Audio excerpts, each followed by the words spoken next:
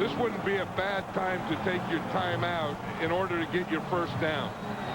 He's going to spend so much time here calling this play. If he gets a first down, it's going to be okay. McNabb is back.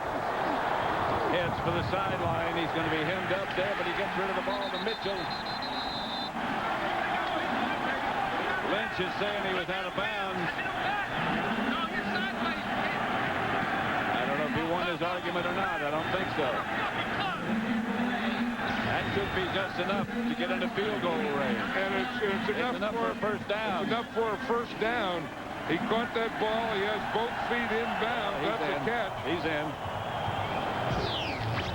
Now I think they have 31 seconds. Now they still have their timeout. He could get a couple plays in here before they have to try the field goal. Akers loosening up on the sideline. First and 10 at the 30. McNabb throws outside, incomplete. Johnson couldn't hang on.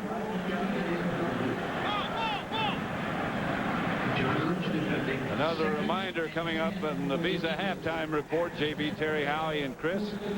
They'll have highlights and analysis of today's wild card games.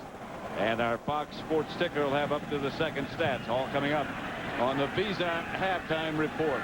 27 seconds from now. One of these plays, he's going to have a second and third down play. One play you'd like to get some more yardage for your kicker, David Akers. Another play, I think you would take a shot to the end zone.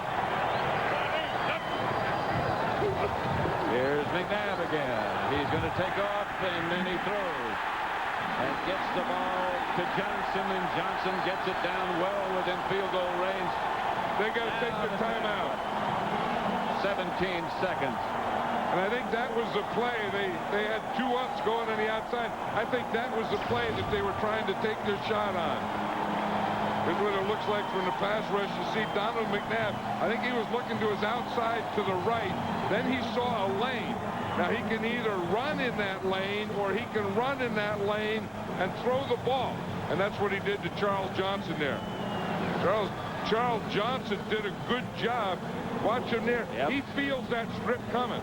Now watch him change hands here. You see he starts to put his hand there, and he knows that Brooks is coming in there, so he starts to protect the ball.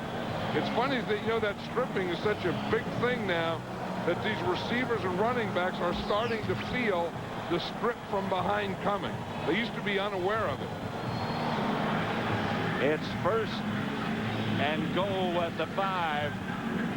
And 17 seconds remaining in the first half. See, now with no timeouts left, you really can't run the ball, and you really can't, well, on the 5-yard line, you shouldn't throw it short of the goal line anyway. You have to throw the ball into the end zone. You know, that last play, one of the things that happened is because Donovan McNabb is such a good runner, those guys who were dropped, you know, that would be in that area where Charles Johnson caught the ball, they came up to stop the run, and that's why he was able to throw it in there. First and goal at the 5, 17 seconds left. Here's McNabb, chased and throws in the end zone, touchdown. Nay Brown got behind the Tampa Bay defenders. He just threw it up in the air, it looked like, and somebody came down with it. Nay Brown.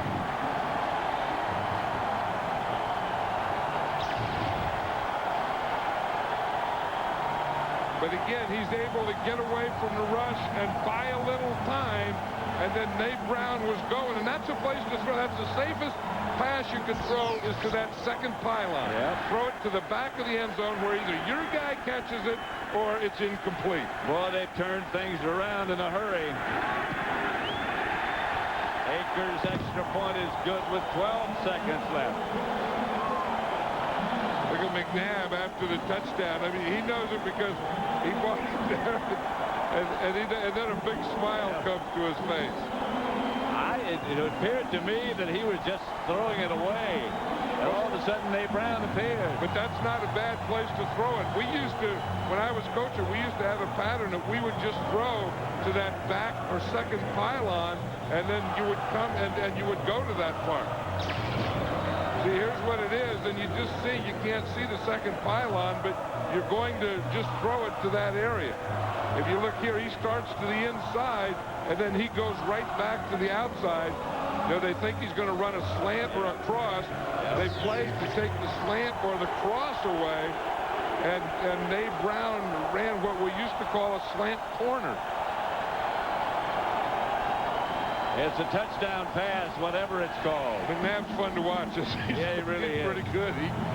He could do it. I mean, you know that he does it with his feet, and he does it with his arms, and then his arm, and then he does it with a combination like that one earlier to Charles Johnson of the feet and the arms. Well, they've got two, and he's run for one and thrown for one. Akers.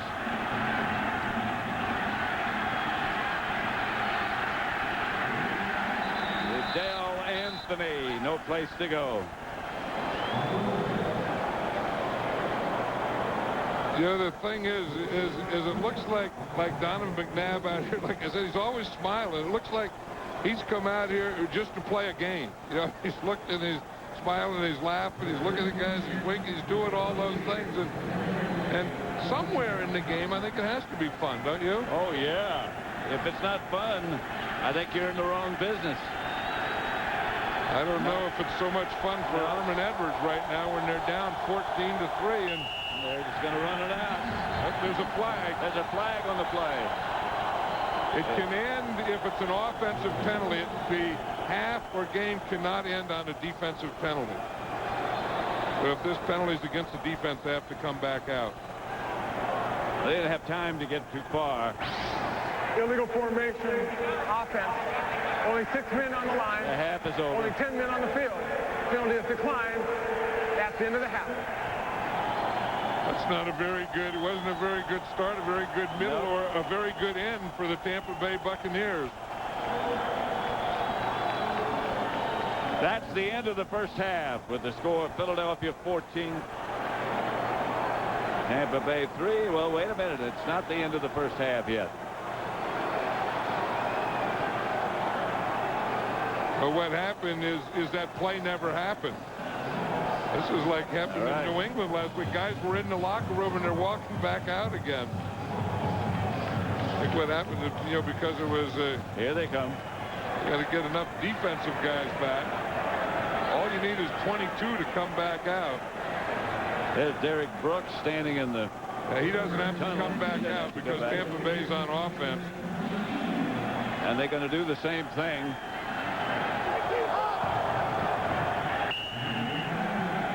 And that's the end of the first half with the score of Philadelphia 14, Tampa Bay 3.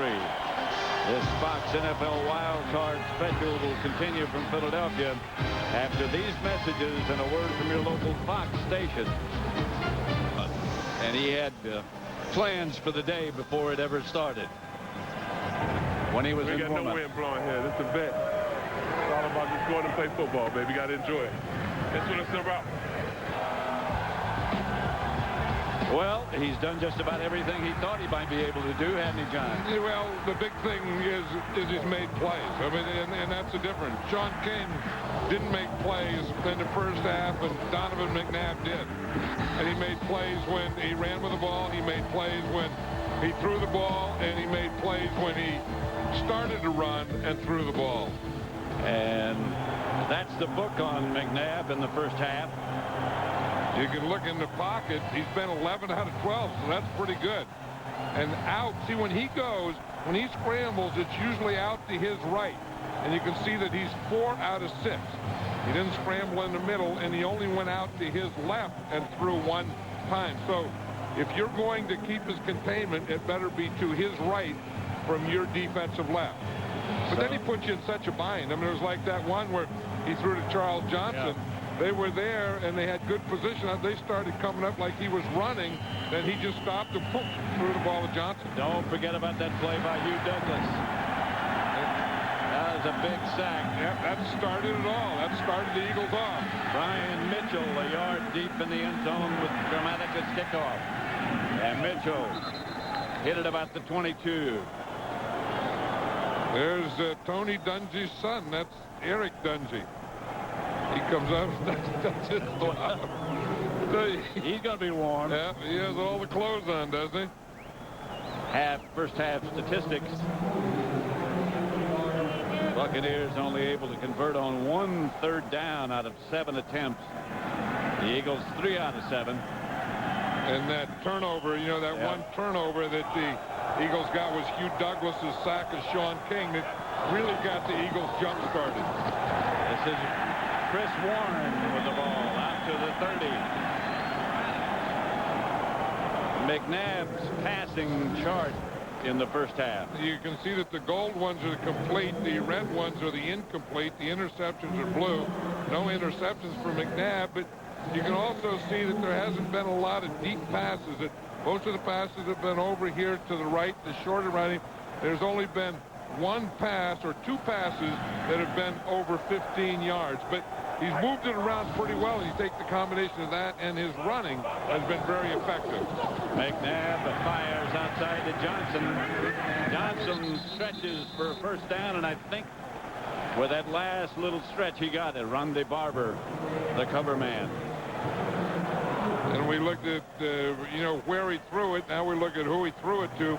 5 to 10 to his wide receivers, 2 for 2 to his tight end, Chad Lewis, and 8 for 8 to his running back. So basically, the running backs have caught more passes than anyone else. Have been caught more passes than anyone else. Wide receivers thrown to more than anyone else, and only 2 to the tight end. It was a first down and is a first down for the Eagles. Here's McNabb looking for someone to throw it to. Here comes the Buccaneer pursuit, and he throws it away. You know, one reason I think for that tight end and that middle stuff not being as much is the Buck defense isn't using as much cover 2 today. Right. I think that you know that they have their safeties. They either bring John Lynch up or they bring Robinson up to help with that McNabb run, so they haven't used as much cover 2. So then the passing hasn't been as much in that void in the middle of cover 2. Marty Kiffin, the defensive coordinator for the Buccaneers, he enjoys the game. Well, like I said, crusty. I think we have 2 crusty defensive coordinators in this game. Mitchell is the lone back. He's trying to sneak out. McNabb fires. Johnson tripped up very near a first down. Yeah, you know, that's the thing about McNabb. I think the key word you said there was fires. I mean, and he does fire. Here's Charles Johnson. He's in the slot. You see, and he makes that out move there off Ronde Barber, and that ball was just zipped right in there.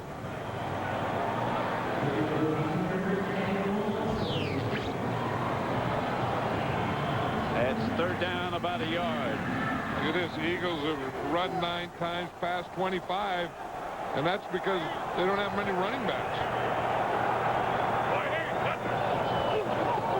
McNabb fakes, drops it outside to one of the running backs. That's Mitchell. Cecil Martin, I beg your pardon, with the one-handed catch. That was one of the things the Eagles originally liked about Cecil Martin is he was a fullback, as I said, at Wisconsin for Ron Dane. Blocked for Ron Dane. And then they were surprised when they got him here. They knew he'd be a blocker because that's what he did in college at Wisconsin, but he was also a good pass receiver. As he showed you just then with that one-handed grab. 1st and 10 Eagles. Just shy of midfield.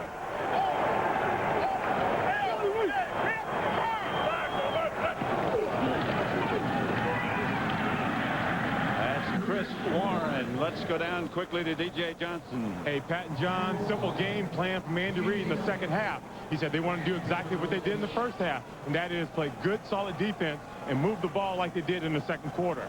As for the Buccaneers, Tony Dungy said they have to get pressure on Donovan McNabb. And on offense, he said they ran the ball fairly well, but they had a very costly penalty, a very costly turnover, excuse me. He said they will get a heavy dose of Mike Allstott in the second half, so really expect that. Pound the ball up, run the ball straight up the field. Back up to you, Pat. 2nd and 8. Thanks, DJ. McNabb outside to Chris Warren. And Warren gets to the Buccaneer 45. You know, and somewhere in addition to Tony Dungy has to say Sean King has to make some plays. Oh, yeah. I mean, you know, you can't give a heavy dose of Mike Allstott when you're not getting anything going. I mean, When you're down by 11 points. No, I mean, you have to be able to throw some forward passes to your wide receivers. 14-3, the Eagles lead with 11:20 left in the third quarter. 3rd down and 4.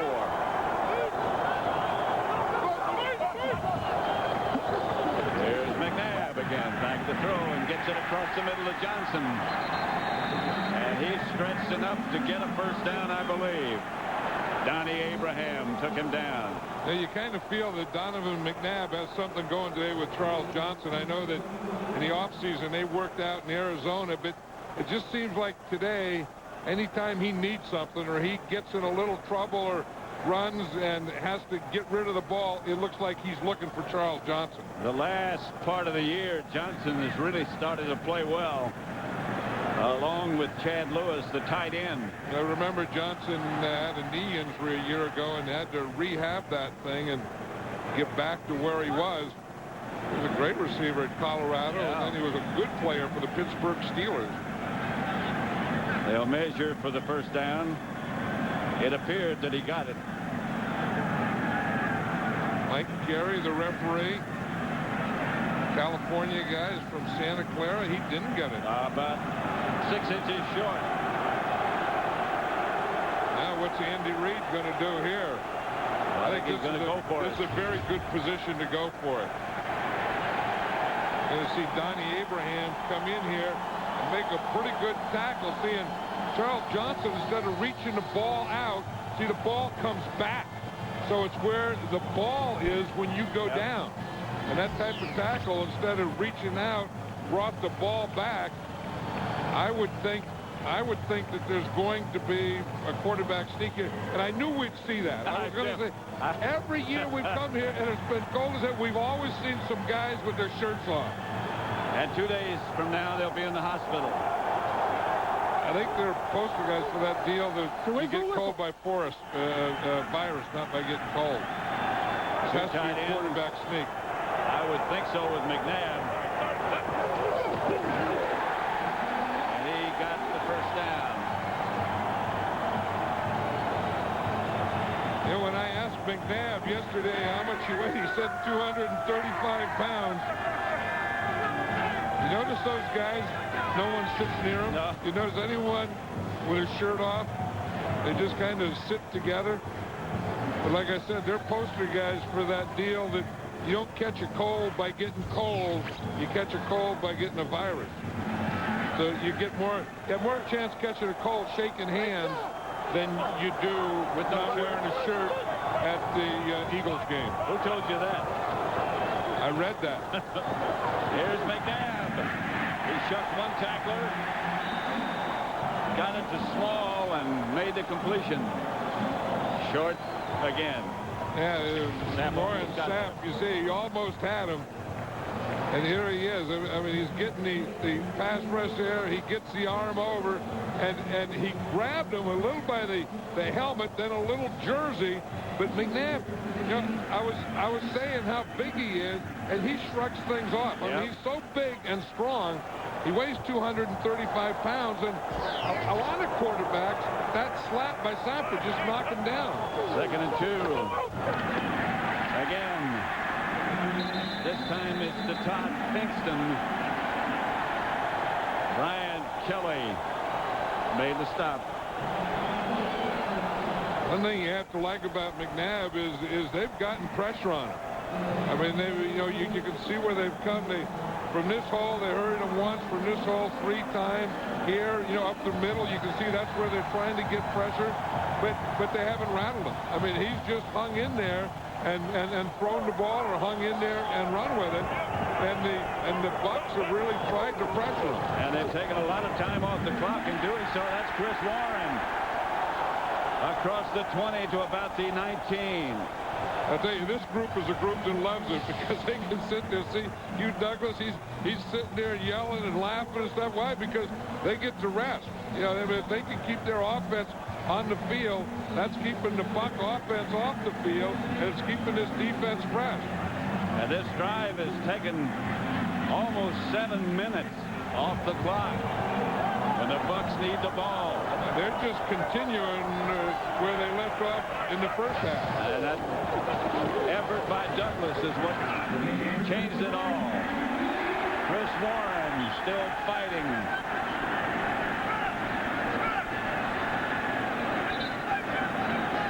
The thing is this Philadelphia Eagle offensive line has really done a job on on the defensive line of the Tampa Bay Buccaneers. And, you know, when you look at these games, you would say that the Bucs have the advantage there, that the Bucs defensive line would be better than the Eagles offensive line. But this group of offensive linemen of the Eagles have been winning the battle today. And they've been together all year long, and that's very important. And they're led by 2 tackles. There's John Runyon there, one of the big ones. They're both 6'7".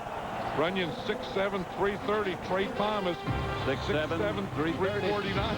349. Why not 350? Yeah.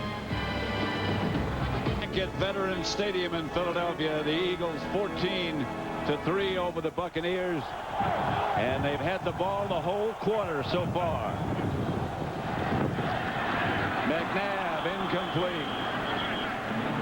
Yeah, we were talking about the block, and watch Jermaine Mayberry. He's number 71 right there, blocked Derek Brooks, and they've done a good job of keeping Brooks out of there. You see how they just push him out of there, knock him out of there, and then Warren runs right by. You know, those big 3 of the Bucs have been kind of quiet. I mean, yes, you start with Sapp, then you go to Derek Brooks, then you go to John Lynch, and you haven't heard those 3 names a lot. Akers from 36 yards out. And it's no good. Akers doesn't miss many, 4 all year. But that one's no good. 14-3. Tampa Bay has the ball at their own 27, trailing Philadelphia 14-3. Sean King drops back in the shotgun. And throws outside complete. That's Allstott. And Allstott gets about 6. You think the wind doesn't have an effect on the kicker's efforts? This was in the pregame warm-up, going the same way that Akers just missed that one. Yep. I mean, he just didn't have trouble in the game. He was having that same problem in the pregame warm-up going that way. Hitting the ball hard and well, but sometimes the wind does tricks. 2nd and 3. Here's King. Outside to Patrick Haight. Stopped by Damon Moore. And we talked about, you know, in the second half, Sean King has to make some plays, and you can see that he's only gone deep 1 time. And his completions have all been underneath that 15-yard line, and I think that he has to stretch his defense a little. I mean, somewhere, I mean, even if he does some of those 10, 12, 15-yard plays, I think he has to get into that area. It can't just all be checkdowns and dump-offs. I think he only tried once. That's Warwick Dunn taken down from behind by Hugh Douglas. And that's again what they're doing is just a run blitz. We talked about Jim Johnson, the defensive coordinator, and how aggressive he is. And he's not only calling blitzes against the pass, but also against the run. And that one was a perfect defense. Look at their pass distribution. Only 4 times to the wide receivers, 3 to the tight ends, 7 to the running backs. 2nd and 12, shotgun formation. Passing down, Allstott in the slot again. King in the pocket, comes out of the pocket. Flag on the play. King is just going to run out of bounds. Almost lost the ball before he went out. Good coverage over there by Troy Vincent. He was trying to throw to Keyshawn Johnson over on the right, and Troy Vincent was covering him. The flag on the play thrown before Sean King went out of bounds against the Buccaneers. But Troy Vincent's doing a good job out there, and that's where he was trying to throw. Illegal formation, offense. Number 71 and an eligible receiver was lined up in an eligible position. Penalty is declined. They're down.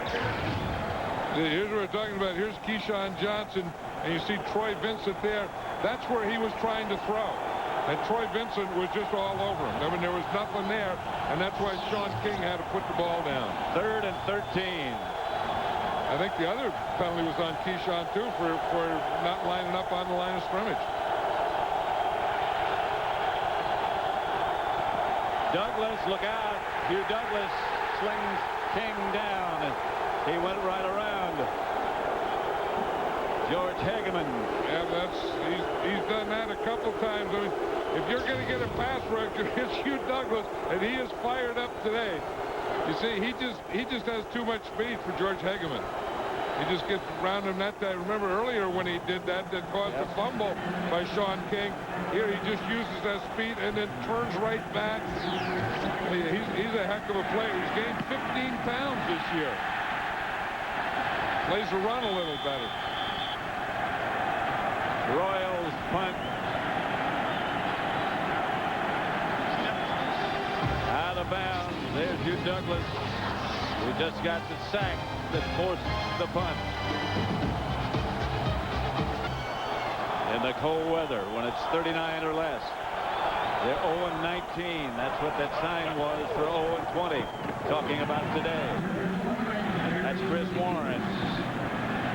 Got a couple. You know, I went to the Eagles practice on Friday, and I've never seen a better pace for a practice than these guys have. And so much of that is Andy Reid. I mean, I think that you know, quietly, he's come in here and he's really built a program in 2 years. And, you know, and the 49ers used to practice quicker than anyone else when Bill Walsh was there. And then Mike Shanahan had that. Mike Holmgren had that. And right now, of all the teams that I've seen, this Eagle team practices at a better pace than anyone I've seen in this league. McNabb quickly over the middle. Pass caught by Chad Lewis. Not much there. You know what?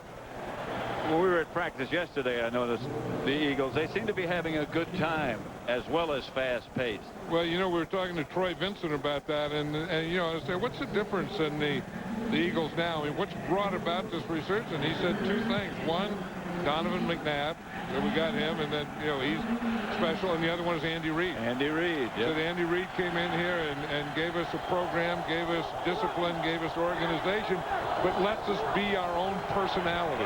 3rd and 1. McNabb back to throw it. Now he's coming out of the pocket. Now he fakes and he's taken off.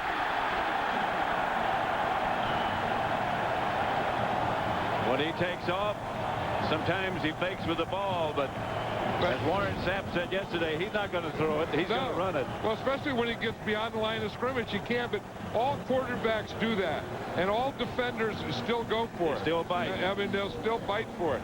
Because as Sapp said, once he gets out here like this, he's going to run with it. Of course, you know he's going to run with it, but the thing is, he runs fast with it. That's a big thing with McNabb. And he's big. 4'5". Here's McNabb back to throw, lofting it deep for Johnson. Flag on the play. It's going to be pass interference. That's against Donnie Abraham. Against Abraham, right? Donnie Abraham's having a tough day. Missing tackles, getting a penalty called on him here. Here he's pushing. I think he's okay. And then he put the right arm. He put the right arm in like an arm bar, and they don't let him do that. Then he got the other hand in too, so he had a double dip there. So that's Warren Sapp out here. John Welborn blocking him pretty well. Oops. Welborn gave him the old knee. In the back. Huh? After he got him down, yes. Warren Sapp only has 1 tackle. Derek Brooks has 7. John Lynch has 2. John Welborn's a tough guy. He's a tough guy. He and John Runyon. Chris Warren down to about the 10 as the Eagles try to put it away. That's not going to like when he sees what Welborn did to him. I mean, he blocked him out, then pushed him down, and then gave him the old knee in the back. Warren limps back toward the Eagle bench, replaced by Brian Mitchell. You know who brought all that toughness to that Eagle offensive line is John Runyon. John Runyon. He affects everybody. Yeah, they got him from Tennessee, and you know, usually offensive linemen are a little more passive. John Runyon is very, very aggressive. Mitchell Close to the 10, close to a first. We talk about all these things, and it's controlling that line of scrimmage. I mean, you need the Donovan McNabbs, but you need the John Welborns, you need the John Runyons, you need Trey Thomas, you need Mayberry, you need those guys too to control that line of scrimmage. And you just get the feeling around the end of the second quarter that offensive line started to take over the game. Don't forget the center, Bubba Miller. He doesn't get much notoriety. Yeah, he gets to touch the ball every play. Yeah. The other guys don't even get to touch the ball. That's true. Here's the handoff to Chris Warren, who gets it first and goal at the 5.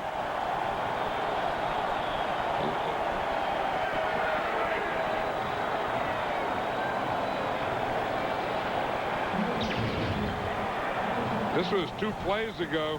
And again, you see the good vision that Mitchell has there until he meets John Lynch. You know, the first thing you're looking is the first layer is the defensive line. The second layer is a linebacker. And the third layer is the secondary. And when the secondary sneaks up into that first layer, like John Lynch does, sometimes you don't see him. It's first and goal at the 6.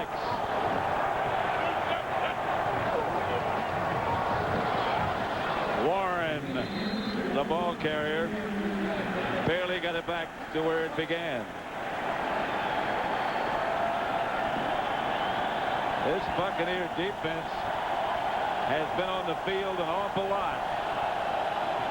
The Eagles have added 12 minutes, 17 seconds to 2:43 for the Bucs. And that's the end of the third quarter with the score: Philadelphia 14, Tampa Bay 3. This Fox NFL Wild Card special from Philadelphia will continue after a word from your local Fox station. There's a player down. It shows 6 seconds. And the teams have started to go from one end of the field to the other. I don't know what the officials called, though, because the teams have switched ends of the field. The player down was Chad Lewis. The Eagles tight end. And now what are they going to do with the clock still showing 6 seconds? Well, there's an injury timeout, and that stopped the clock.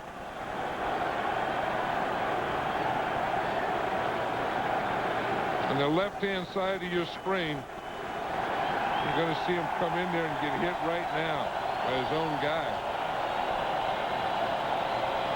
So now the ball is still down there at the 7-yard line. All the players are up here at the other 7-yard line. The key is the referee. Oops, we just moved him, but he was down at that end. And he's going to say something now. Well, they're going to run out the rest of the clock, I guess. Well, I'll read that card again. That's the end of the third quarter with the score: Philadelphia 14, Tampa Bay 3. This Fox NFL Wild Card special from Philadelphia will continue after a word from your local Fox station. Another touchdown, Brian Mitchell. The Tampa Bay defense may have something to say about that. And they might have been onside as well as McNabb throws in the corner. Incomplete, a flag on the play. I think there was a flag initially, and then there was another flag thrown in the end zone. Offside. Defense, number 83.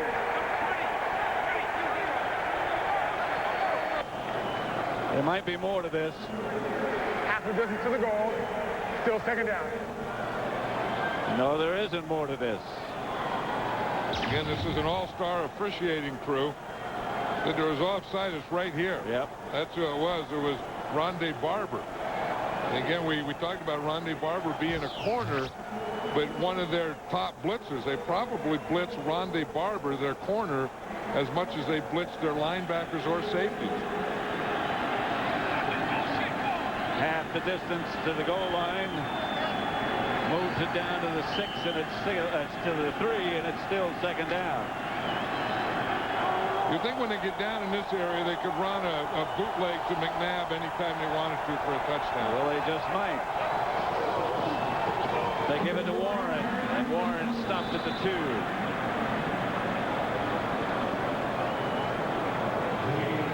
something? Chris Warren just a couple weeks ago was with the Dallas Cowboys, and Andy Reid needed a running back. He was.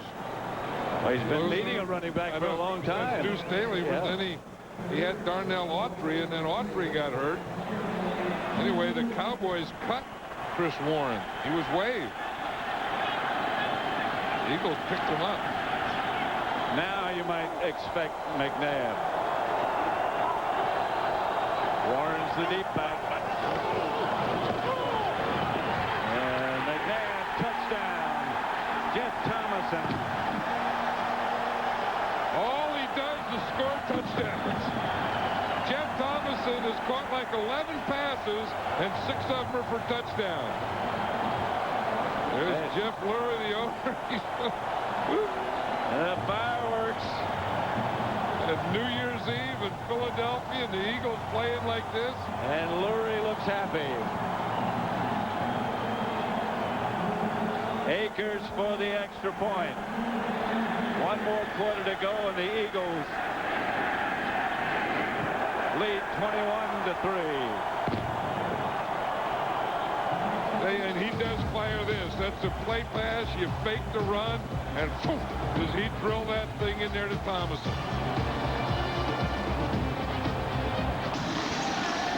The Eagles lead Tampa Bay 21-3. With just over 14 minutes left to play. Jacquez Green and Carl Williams back deep. Akers chases him into the end zone. Williams comes out. Maybe he shouldn't have. That was Jacquez Green. I beg your pardon. 21-3. Eagles. Bench as they trail the Eagles 21-3 with 14:03 left to go. They've got to make something happen pretty soon. And there's getting more and more guys with their shirts off as this game goes on and this Philadelphia lead goes up. King operating against the wind, incomplete. Behind the intended target, Keyshawn Johnson. This is a good crowd. You know, they always talk about the cold and, you know, how the players play. At least the players have benches and warm things down there, and they're out there and they're running around. The fans just have to sit there and take it. And I always enjoy taking it. Right, and every time I see one of these cold weather games, I always marvel more at the fans than I do the players. You wonder how long they waited for tickets outside to Warwick Dunn, and down he's taken by Bobby Taylor. Not much doing, not much happening on the Buck offensive side of the ball. You know, they could use Bobby Taylor. We talked about him with Troy Vincent on the other side. Then they bring in their third, Al Harris, who at one time played for the Buccaneers, and as you know, Jim Johnson says, could start anywhere, and he considers him a starter, and that because he has so many good cover guys, that allows him to do all this blitzing that he's been doing today. You hear so much about the Buck defense, but today it's been the Eagle defense. King, pass is caught, but no first down. Warwick Dunn. Mike Caldwell out to make the stop, and the Bucks will have to punt. At some point, you have to throw the ball up the field. You just can't keep throwing short, throwing short, throwing short. Andy Reid was out on Monday and Tuesday of this week talking to the fans and telling them he really wanted them into this game. I think he got his message across because these fans are into this game. Mitchell back deep for the Eagles. There was a shot earlier in the week. Andy Reid was out there like at 8 o'clock in the morning, high-fiving the fans. Royals punt. Mitchell signals fair catch and makes it. He was touched. There's Andy Reid doing just what you were talking about. Those are kind of lit high fives, but I like the fact that he's out there. Saturday here in Philadelphia, 9 inches of snow. Today it's beautiful. If you're on the Eagles side of the field, I'm sure. The Eagles with a commanding 21-3 lead, trying to add to it. Donovan McNabb takes off. Is lassoed after about a yard. Well, he's not getting the big pass rush he was getting earlier, and it's going to be tougher to run because did you notice how many of those defensive linemen and linebackers were along the line of scrimmage? That's one of the things when you calm them down, then they don't get up the field like they used to. Then when they don't get up the field like they used to, you don't get the lanes like you used to. They're rushing smart, but not by choice. No, they're rushing slow now. They're getting close to having been whipped. 2nd and 8. Here's McNabb out of the pocket and over the head of the intended receiver, Thomason. Spend New Year's Eve with Fox tonight in between The Simpsons and The X-Files. Catch the Showtime magazine ranks as the best comedy of the year. It's Malcolm in the Middle tonight at 8:30, 7:30 Central on Fox. There's Monica Mitchell right there. 3rd and 8.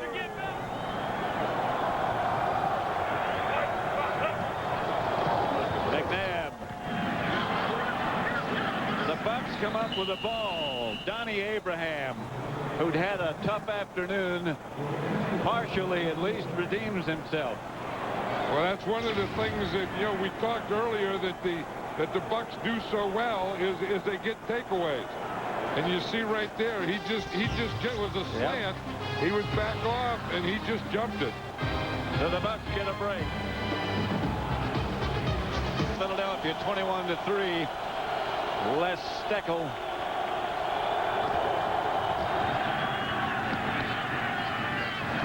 Yeah, I'm just thinking that, you know, I was just thinking that they ought to go some no huddle, you know, to pick up the pace, and they had success with it last week against Green Bay, and we can see that they're going to it now.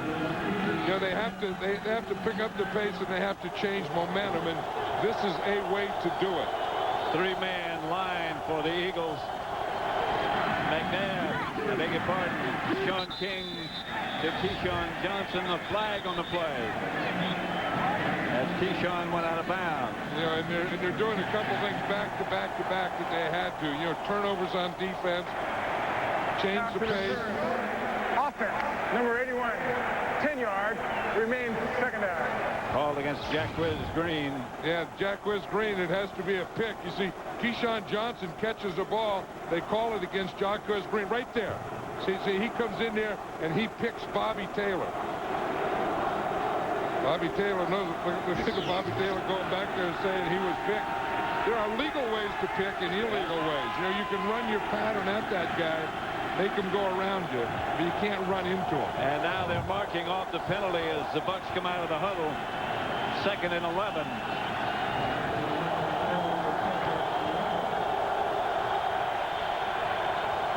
Here comes the blitz. King gets rid of it. Liddell Anthony was down, got back up. And they said he was down. They're not going to let the backup go. Here's the Eagle defense. You can see they're using a 3-man line, but then they're bringing the blitz. They're bringing the safeties. They're bringing the outside linebackers. Again, that's the thing. Anytime Sean King is passing, they want to put pressure or blitz on him. 3rd and 4. King. The stretch by Anthony is not quite enough. Someone just ran right over George Hageman.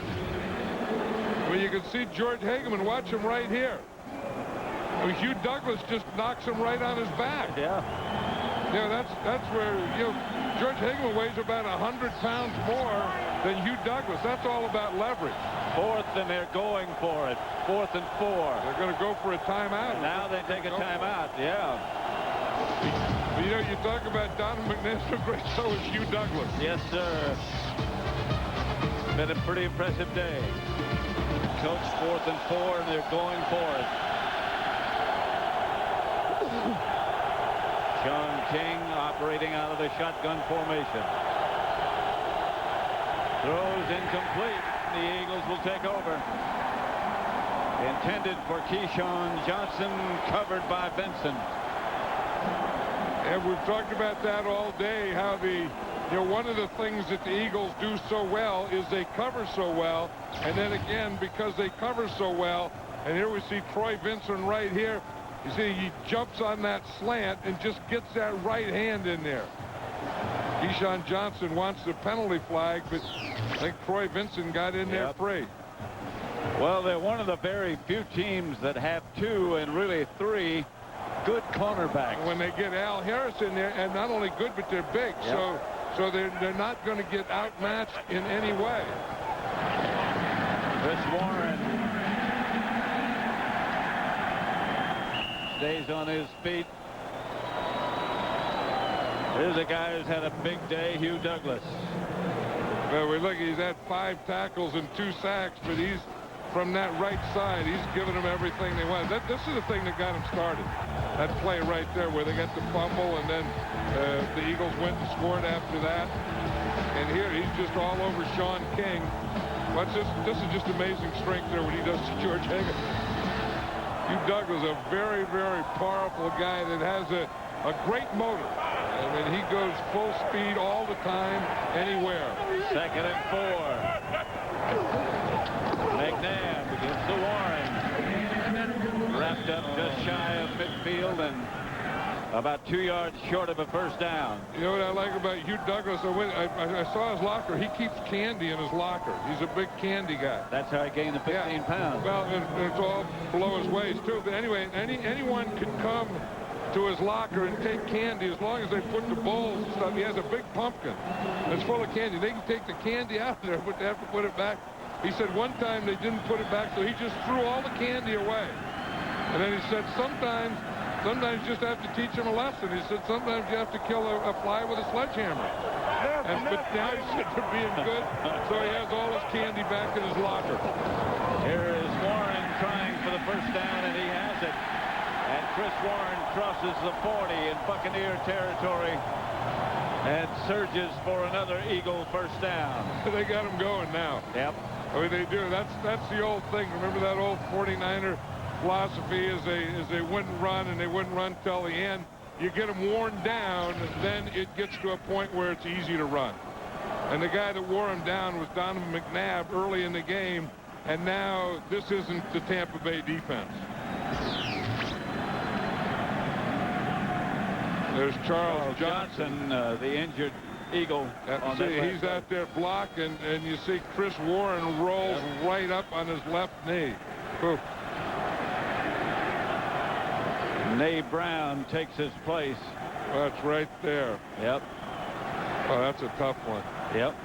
He's been playing so well. And you know, and that's the thing, you always want your wide receivers to get out to block, you know, to do those kinds of things, and that happens. Look at Andy Reid. He's acting like he's looking at his card, but he's awfully concerned about Charles Johnson, too. He's walking better than he was after he checked it. But Andy Reid, as you said, concerned. The crowd started to chant, "We want New York." Well, they're going to get him next week. If they continue, they'll get New York. They've lost to him twice. So maybe they don't want New York so badly. Well, I think they do. I think sometimes you lose to them twice, and that's when you do want them. You got to get that thing going back the other way. Here's Warren, and he crosses the 35 down to about the 33. Much of that done on his own. But the resistance is not there like it was. Well, you know what happens? You can just see, as you say, the resistance isn't there. I mean, the guys aren't getting off. I mean, they're just catching blocks now. See how they're just all standing there and catching? Look at these holes. And when that happens and you get them worn down like this, then they start missing tackles. Like I said a little while ago, this isn't Buccaneer defense. Right. I mean, this defense has been beaten down that they're not themselves anymore. Well, they've been out there most of the game. Here's Warren again. Upended shy of the 30. It'll bring up a third down. Their offense hasn't done anything at all to help them. You can see there they're checking Charles Johnson's left knee. lot of times, you know, you say, well, why are they down there at the ankle? Well, maybe he hurt his ankle too. Maybe so. But a lot of times they will check that. You know, they will twist it there to check the knee. But, you know, sometimes you get hurt on a play like that. You don't know what it is. That's right. You think it's your knee, and then you find out, heck, it was your ankle. Especially when it's cold like this. Look at the Buccaneers. They've missed 17 tackles today, and that's very, very unlike this defense. 3rd and 2. Like I said, their offense didn't help them at all. Warren is hit behind the line of scrimmage by Jamie Duncan first. And they won't get the first down. Yeah, there has to be something to that cold weather thing. Yep. I mean, if the Buccaneers lose today, it'll be 20 times. When the temperature is 39 or under. And look at this. We're talking about where the offense has to help the defense. I mean, their offense time of possession has only been 5 minutes and 40 seconds. I mean, that's putrid. This half. Well, they started off with that guy running pretty well, Alstott. Well, they did when they had that, you know, that bad field position, and there was no score yet. I mean, that was before the score. And then, you know, that stuff works as long as you're ahead or it's close. But then when McNabb takes over and you start getting some points, then that stuff doesn't work. That's right.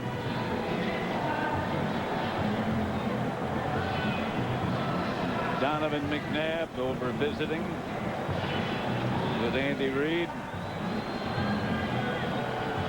Warwick Dunn on the other side, and yeah, but he didn't do much today. I mean, he just had a couple yards running and, you know, caught a few passes, but he was the only, you know, if they were going to have any explosion today, they expected that a big part of it would come from him. Here comes the punting team.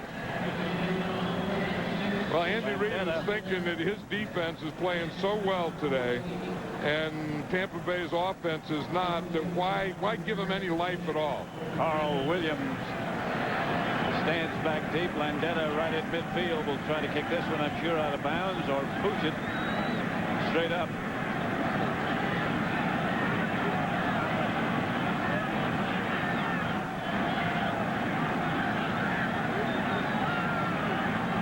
Good snap.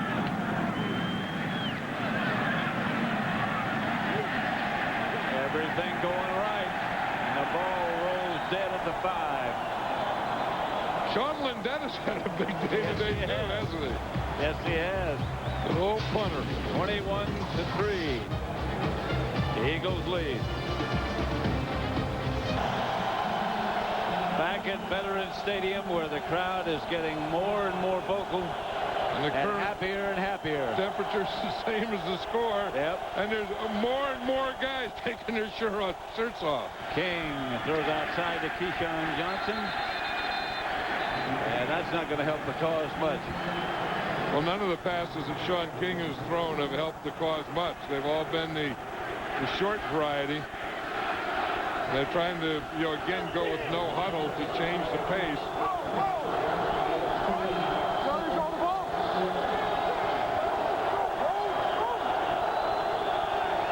2nd and 7.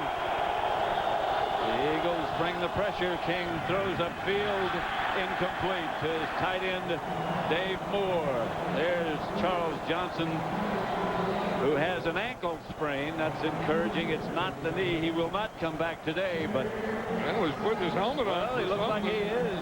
I don't know if he's not coming back today. No one's told him, but I think those 3 things are good news. Yeah. 1, that it's his ankle, not his knee. 2, that he's walking around like he is. And 3, that he just put his hat on. He wants to come back. 3rd down and 7. Well, everyone take their shirts off. why New not? Year's Eve. Go ahead. Everyone. Here's King in the end zone. Scrambles around and lets it go deep to Keyshawn, who comes down with it and makes the catch. Kept the feet in bounds. And you're going to say, why didn't you do that all day? Why do you have to wait until the end like this to do it? Well, remember how much time he has. Yeah, I mean, these are types of things that I think that you can do. I mean, not all day, but Keyshawn Johnson is the type of guy that he can have coverage and you can still throw it up to him and he can still catch the ball. There are a few receivers around who can do that. Yeah, Randy Moss is one. Randy Moss has more speed than Keyshawn Johnson. King throws incomplete. Vincent, the nearest person to it. Yeah, Sean King, not the most accurate of passers today. At some point, you know, this has to be addressed. I mean, all these things with the Bucs, if they lose, you know, the weather, their offense not helping their defense, not being able to get first downs. I mean, you know, they're a pretty good team that's right on the border, but they have to do something about those things. They've been on the border for about 3 years now. And it's the same type of thing. I mean, they don't get anything done. Start. Offense. Well, they brought in Keyshawn. 5 yards. Remains second down. Right, and that didn't do it. They got rid of Mike Shula. They blamed Mike Shula, the offensive coordinator, for it, and that didn't change things. So that's Les Steckel. What the heck is that? He's suffering for some reason. That's what happened. The score. Oh, yeah, and well, that offense, that Tampa Bay offense, he's in charge of that offense, and someone just told him what the production was. Yep.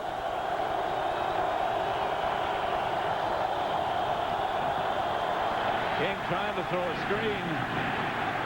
Does to Warren Dunn, and he almost lost his head, and here's the flag down. I don't know, did Bobby Taylor even hit him? He looked like from here like he missed him. Warren Dunn is going to fight him now. Yeah, I think he is. Yeah, he told us that yesterday. He said, I'm a fighter. He said, I'll fight you. It looked like when Bobby Taylor ran by, it looked like from here that he threw an elbow at him. Yeah. But I thought from here again, I thought he missed him. Obviously, there's a flag. He didn't miss him, and the way Warwick Dunn is reacting, he didn't miss him.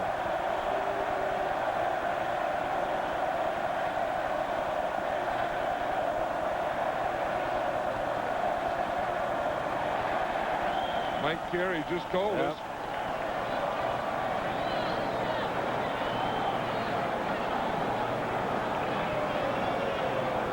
Now they're motioning in the other direction. The Eagles are. Offense, number 73, 15 yards, remains second down. So anyway, what Bobby Taylor did, that wasn't the foul. Yep. This is what I saw right here. So he missed the ball, and I saw Bobby Taylor. I didn't think Bobby Taylor hit him. He didn't throw an elbow at him. He got him with his shoulder. He looked like he was going to, and then he ran right by him. Then that's what they call, that's a clip right there on Emmons. So that thing with Warwick Dunn and Bobby Taylor wasn't a penalty. And they back it up. Second down and 30.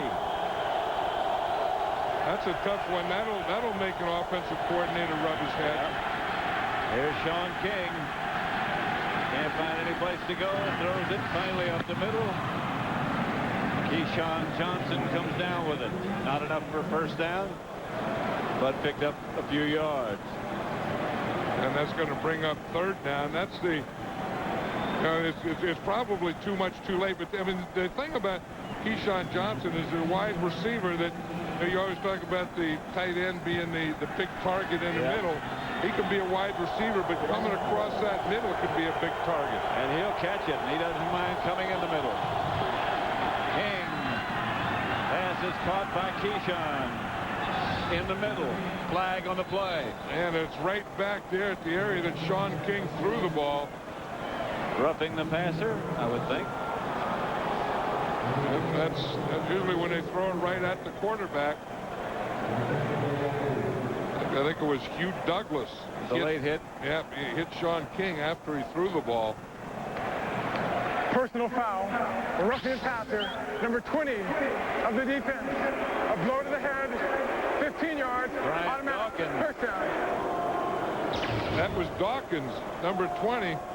See, here's Hugh Douglas right here. It was Dawkins that came in and hit him right. Douglas went around him. Douglas did the right thing.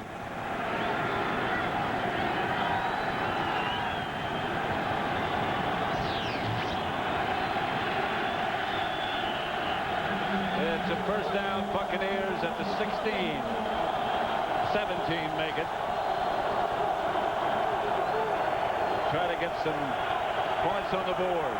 They'll get some points and then get an onside kick. Yep. They need a lot of things to happen in a hurry. Here's King, and down he goes. Mike Caldwell in to make the stop. The sack. And again, Jim Johnson doing the same types of things. I mean, he was going to go after and bring linebackers and safeties after Sean King, and he's been doing it all day. 2nd and 17. King drops it underneath to Dunn. Trotter right there to bring him down. Not much. You know, the two starting wide receivers for Tampa Bay, Keyshawn Johnson, of course, and Jaquez Green. Jaquez Green hasn't caught a ball today. They're out there together with Anthony on this side. Pass is incomplete. Intended for Keyshawn. That's a matchup we talked about, Bobby Taylor. Remember all those years when it used to be Bobby Taylor when he'd play against the Dallas Cowboys and he had all those big matchups with Michael Irvin? The same type of thing. I mean, he loves those kinds of things where he can go against the guy. I'm sure Bobby Taylor loves playing against Keyshawn Johnson today. Yeah, he seems to like big receivers like Irvin was, like Keyshawn is. Oop. Here's Sean King, and the pass is almost intercepted. They brought both safeties from way back. They brought them from about 15 yards deep. And they timed that thing, and you could see them both running, and you wondered if they were going to get there before or after. What you're going to see the safeties, they're coming from here, and they both start running. You see, and they both hit that thing just about when the ball was snapped. They started deeper than that, and they just kept running. Sean King trudges off the field. The Eagles offensive unit is on, and King is off. Well, the one good thing about kicking a field goal, had they tried a field goal, at least they could have gone for an onside kick. See, but when you go for it on 4th and you don't get it, then you lose the opportunity of the onside kick. 0 for 20 when the temperature is 39 or below. 1st and 10. And here's Chris Warren straight ahead. Fox tonight.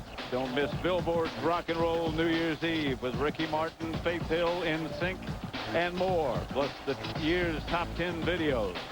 And go live to Times Square. That's Billboard's Rock and Roll New Year's Eve tonight at 11 here on Fox. We'll be there tonight, won't we? In New York, the bus is leaving right after the game to go up there. You're going to go? We'll be rocking and rolling at 11. You want me to dump you off at Times Square? So No, I don't think you. No. Huh? I think they dropped the ball there, too. Yeah, they do. But they'll be crowded. Chris Warren, the ball carrier.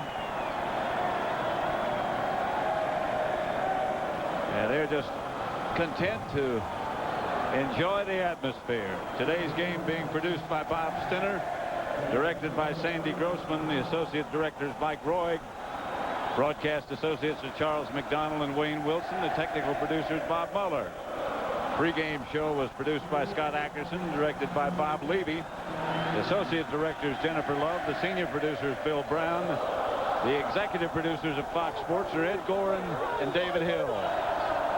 Yeah, I think we should give kudos to our whole crew. That it was tough here yesterday. It snowed all day, and those guys had to work to set this up. They worked through the night, and to not only those mentioned, but to all the camera people, all the technicians, everyone, the job that they did to get this going here today.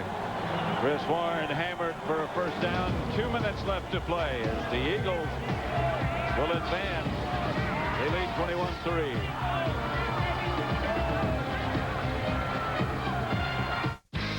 This Fox NFC Wild Card game is brought to you by IBM, taking e-business and your business to the next level. We're back. Tampa. Been cold in Florida, but not this cold. I think it was too much Philadelphia Eagle offense for Tampa today. Chris Warren, the ball carrier, hit at the line of scrimmage and knocked backward. Chris Warren's gained about 80 yards in this game. Last week, you know, he fumbled a couple times, and they worried about that. But this is a good game for Andy Reid to have Chris Warren run a little for him. He's done a heck of a job. Yeah, he really has. And what a nice guy. He's a good guy. He's the type of guy that, you know, if you weren't doing what you were doing and he wasn't doing what he was doing, he'd be everyone's best friend. You know, the guy you just have two couches, you sit on one and he sits in the other, and you talk. Here's Warren again. Bangs it straight ahead. Stopped again with not much gain. This is something, though, if the Eagles win here, when the Eagles win here today, all the home teams.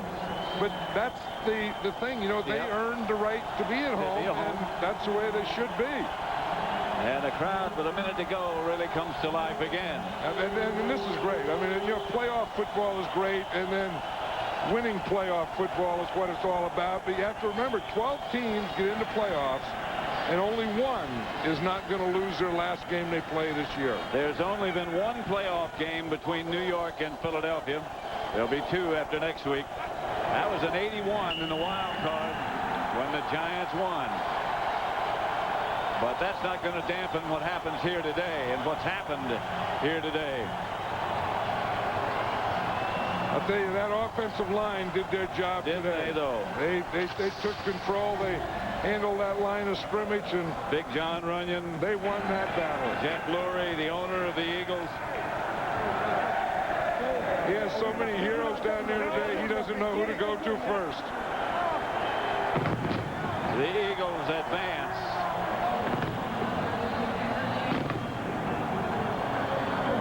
As they dominated Tampa Bay and win it by the score of 21-3. The first quarter was pretty even, but after that,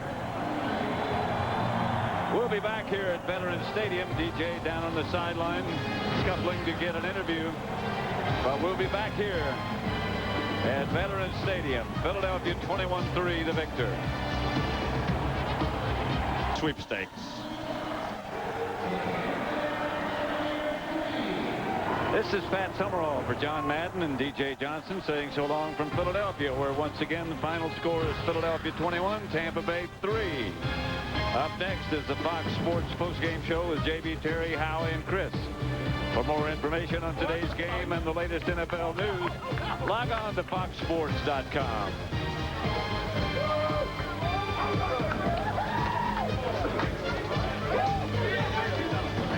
Tonight's been New Year's Eve with Fox, the Fox post-game show. And fellas, by the same score that the Baltimore Ravens beat the Denver Broncos, the score 21-3. Donovan McNabb, impressive today, and our own DJ Johnson caught up with him after the game. All right, Donovan, you came in here, you said your team was loose, relaxed, and ready to play the game. You guys look like it today. Well, that's the most important part. You know, we're a team that's very loose, likes to have fun, and we're having fun when we're out here playing well. And we prepare well. I always said, you know, with our defense, you know, I think that they're the best test that we had. And, you know, we're going to continue to get better. And, you know, this is just a sign for us of how hard we work. But it's not over. We got a road to New York now. We got a chance to go back and sort of redeem ourselves from the first two games. The Buccaneers coach Tony Dungy came over a second ago, looked you in the eye and said, you know what, you guys played a great game. You were well prepared. You guys were well prepared out there. You guys look great. Well, you know, that's all about the NFL. You have to be prepared for your opponent. You know, just coming in this league, it's about 90% mental and 10%, you know, athletic ability. And when you come out here and you prepare, you have the best chance of winning. You guys face the New York Giants next week. They kind of had you guys' number this week. What do you guys have to do against them? Well, we just have to go out and eliminate the mistakes like we did tonight. That's the most important part. That's what you play for, and we're here in the playoffs, and you either win or you go home. So, you know, our reign is not over. We're going to prepare just like we prepared this week, and hopefully we can come out with the same result. All right, thanks a lot. Good luck next week. Thank you.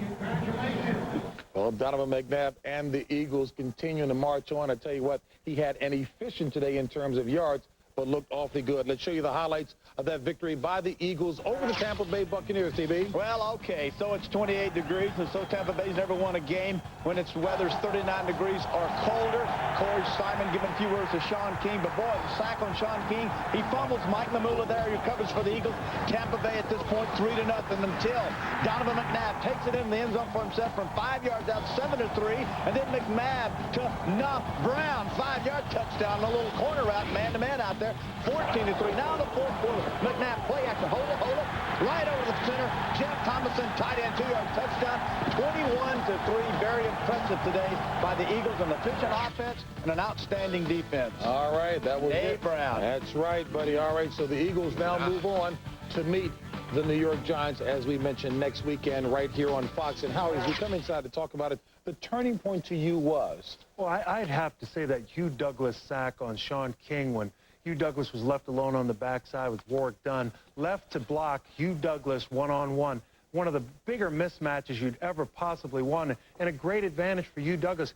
That, to me, let the wind out of the sails of the Tampa Bay Buccaneers. They came out, they pounded the ball down their throat, running the ball.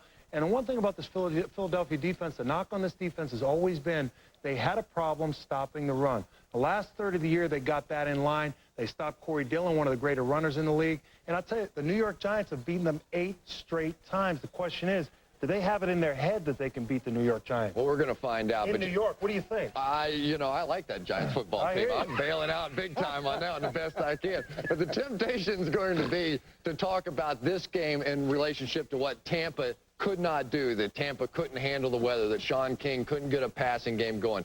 But really, this Philadelphia defense has been doing this all season long. The one team they have not been able to solve, though, has been the New York Giants, and there they go next week. We'll see. And one of the reasons has been Jim McNally, your old offensive line coach. He's in New York. They have a veteran line. It's a very complicated defense that Philadelphia runs. They're older. They're smart. They're in the right places. Don't make a lot of mistakes. I knew you found what Howie said humorous, but I didn't think you would grunt like that on the left. You know what? There you go. The sportscaster of the year goes Andy Reid, the coach of the Philadelphia Eagles. He's way up here I know you guys like him an awful lot. There, man. Guess what? His team likes him even more. We caught up and caught the post-game conversation with Andy Reid and his squad. Hey, a lot of people geared this thing up. Hey, now listen, we're not done. Right? We're not done. This is the first stepping stone, and then we're onward. Next week, we're in New York. I'll see you on Wednesday. Now listen, make sure you take care of each other tonight. Right? We need everybody next Sunday. Everybody. We'll see you on Wednesday. And as you heard, next Sunday, that'll be the matchup when the Philadelphia Eagles travel to the Meadowlands to take on the New York Giants. I mentioned an identical score by the home teams today. That was the case with Baltimore against Denver. Brian Greasy out, Gus Frerotte in as quarterback of the Broncos. But first, Ray Lewis in there for this pick. No score at this point. What a day this defense, number 2 in the NFL, had. Then finally, Jamal Lewis in over the end zone from 1 yard out. Baltimore up 7-0. Dilford back, looks left, turns, fires, outlet. No, can't get it. Terrell Buckley says, I don't want it. Shannon Sharp says, give it to me down the sideline, Howie. 58 yards later, 14-3, Baltimore Ravens. And then Jamal Lewis, this outstanding rookie from Tennessee, bulls his way inside, breaks 3 tackles, takes this baby 27 yards, and we got to tell the football game looking awfully good. Tony Saragusa, Burnett dump a little Gatorade right there on Brian Villa. Congratulations. Ravens 21, Broncos 3. They travel to Tennessee to take on the Titans, who they upset earlier in the season. All right, and the Baltimore Ravens have now gone 34 games without allowing a 100-yard rusher. And the leader of that defense, unquestionably the MVP on defense in the league, Ray Lewis, who caught up with our Genie Zelasco. Right from the beginning. Well, you know, it started off Hugh Douglas got that sack, caused the fumble, Sean King, and then Donovan McNabb just kind of took over the game. And then I thought the offensive line played well. I thought the Eagle defense played well. They just, in the second half, they just had them dominated and beaten in every way that you can beat a team. And when you talk about a Tampa Bay perspective about how they played and how they performed, you got to be able to throw the ball down the field sometime. And at some point, they have to address that. You know, they have a good defense, but their defense can't be on the field all the day. I mean, their offense has to help them out. their special teams have to help them out. And as you say, you have to be able to get the ball down the field. Well, it should be interesting next week in New York, and that's where we're headed in just a few minutes, JB. All right, Pat, thank you very much. And it will also be interesting next week, Chris Collinsworth in Minnesota. Yeah, it is. And it's going to be interesting to see if the Vikings can return to form. This was one of the great offenses in the National Football League. In the last 3 weeks, they have really just fallen flat on their face. I know Dante Culpepper's had the bad ankle. Robert Smith, for some reason, has not been running the football nearly as effectively as they have. And when Gear it up, literally. Oh, we're going to start this after 4 o'clock to make sure it's nice and cold for the Bucs who are trying to get fired up with Keyshawn Johnson. Just in case they didn't know, they're 0-19 when the temperature's like 28 degrees. The new sign man. But it wasn't. It was not the temperature. It was plays like this by the Eagles defense. Damon Moore stuffs Warwick Dunn. Eagles blitz again, and this time it's Carlos Emmons. Names you will begin to know. Making the play defensively. Here's another blitz. And Sean King, well, you know this name. What a big year Hugh Douglas has had. It's a boo-boo. And the Eagles have recovered. A lot of the blitzes that were called by the Eagles were combination run-pass blitzes. This is a pass blitz. Look at the top of the screen. That's Hugh Douglas matching up against Warwick Dunn. And Sean King has to help him out and know to get rid of the football. He didn't right there. Hugh Douglas made the hit, caused the fumble. So first down. With the score 3-0, under 4 minutes to go, first down on the Eagles 15. This was the first turnover of the game. Teams knowing that the first mistake would cost them. And Donovan McNabb runs to keep a first down going. Then on 3rd and goal from the 5, it's a quarterback draw. Touchdown against the Boston Bucs defense because they only had to go a short field, very short field, 7-3 Philly. Great chess match at the line of scrimmage here at the goal line. Shelton Quarles and Derek Brooks lined up in the A and B gap. Look at them lead the gap. Warwick Dunn running the Donovan McNabb running the quarterback jaw. Does a great job of being patient to get that touchdown. And how about him letting his big tackle, Trey Thomas, take that jump shot that Donovan likes taking? Hey, you guys are doing a great job up top with Runyon and Thomas at the tackles. Short pass to Brian Mitchell, first down. Now, when you have trouble running the ball, as the Eagles do, you use a West Coast offense. These plays are really runs. I know they're little short passes that can go 3 to 10 yards. Another one to Mitchell for a first down. Early West Coast offense. And then you have a smart quarterback making smart decisions and receivers running precise routes. McNabb to Mitchell again, first down. 2 plays later with seconds left in the half. McNabb to Charles Johnson. Inside the 10, there's 17 seconds left. First and goal from the 5. Na-na-na-na, na-na-na-na, nay, nay, Brown. Nay, Brown, touchdown. 14-3, Philadelphia. What great touch shown by Donovan McNabb as he's throwing off his back foot to Nay Brown, hits him right in the corner of the end zone. You can see how pleased he is with the throw. So now Philly with the lead, and Philly playing with confidence against the win here in the 3rd. Again, it's the little swing pass, this time to Brian Mitchell again. This is like running the ball, West Coast style. The pass to Charles Johnson on 3rd and 4 stop, short of the first down. And so the bundle up Eagles fans, go for it. Here's a cheesesteak, boy, is McNabb a keeper, first down. And the defense, say we get to sit down and warm up. Another short pass. Look at McNabb. Poised for the second-year player. To Torrance Small, 8 yards. Chipping away at Warren Sapp, who was very quiet, Tommy, on this afternoon. Da-da-da-da-da. Oh, the charge.